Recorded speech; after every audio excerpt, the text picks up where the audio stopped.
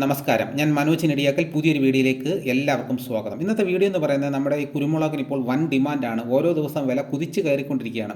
അപ്പോൾ ഇതിനിടയ്ക്കാണ് ഇപ്പോൾ ഒരു പുതിയൊരു നിയമം വരാൻ പോകുന്നത്. അപ്പോൾ ആ നിയമം വന്നു കഴിഞ്ഞാൽ നമ്മുടെ ഈ കുരുമുളകിൻ്റെ വിലയൊക്കെ കുത്തനെ ഇടിയാനുള്ള സാഹചര്യമാണ് ഉണ്ടാകുന്നത്. എന്താണെന്നുള്ളത് ഞാൻ വീഡിയോയിലൂടെ പറയാം. അപ്പോൾ നിങ്ങൾ സ്കിപ്പ് ചെയ്യാതെ മുഴുവനായിട്ടും കാണുന്നെങ്കിൽ മുഴുവൻ കാര്യങ്ങളും നിങ്ങൾക്ക് മനസ്സിലാവുകയുള്ളൂ. നമുക്ക് വീഡിയോയിലോട്ട് കിടക്കാം. ഇടുക്കിയിൽ നിന്നും കർണാടകയിലെ വ്യാപാരികളും തോട്ടം ഉടമകളും കുരുമുളക് വാങ്ങൽ തുടർന്നുകൊണ്ടിരിക്കെ കഴിഞ്ഞ വാരവും കുരുമുളകിന് വില കൂടി.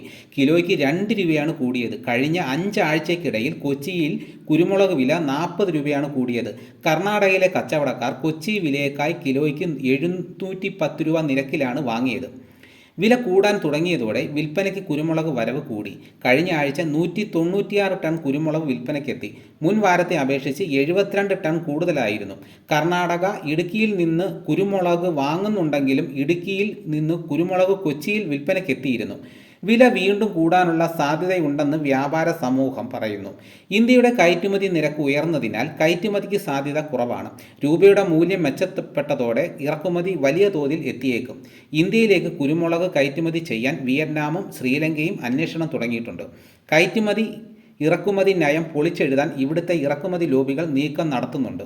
കയറ്റുമതി ചെയ്യുന്ന രാജ്യങ്ങൾ അവിടുത്തെ സർക്കാർ സർട്ടിഫിക്കറ്റുകൾക്ക് പകരം സ്വന്തം സ്ഥാപനങ്ങളിലെ സർട്ടിഫിക്കറ്റ് മതിയെന്നാണ് ഇന്ത്യയിലെ ഇറക്കുമതി ലോബികളുടെ നിർദ്ദേശം. സംഭവം നടപ്പിലായാൽ ദുരിതം കൂടുതൽ അനുഭവിക്കുന്നത് ഇന്ത്യയിലെ കർഷകരായിരിക്കും. ഇതിനെതിരെ കർഷക സമൂഹം കേന്ദ്രത്തിൽ പരാതി നൽകാൻ തീരുമാനിച്ചിട്ടുണ്ട്.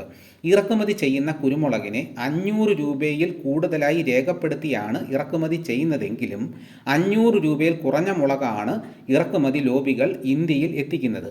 തൂത്തുക്കുടിയിൽ ഇറക്കുമതി ചെയ്ത് വച്ചിരിക്കുന്ന കുരുമുളകിന് 500 രൂപയിൽ താഴെയാണ് വില. ഇറക്കുമതി ലോബികൾ നടത്തുന്ന കള്ളക്കളികളിൽ കുടുങ്ങുന്നത് കർഷകരാണ്.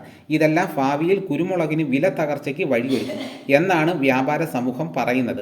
കാലാവസ്ഥയിലുണ്ടായ വ്യതിയാനം ഉൽപ്പാദനത്തെ ബാധിച്ചു. വില നന്നായി കിട്ടാൻ തുടങ്ങിയതോടെ ഉൽപ്പാദനക്കുറവിൽ കർഷകർ കടുത്ത നിരാശയിലാണ്.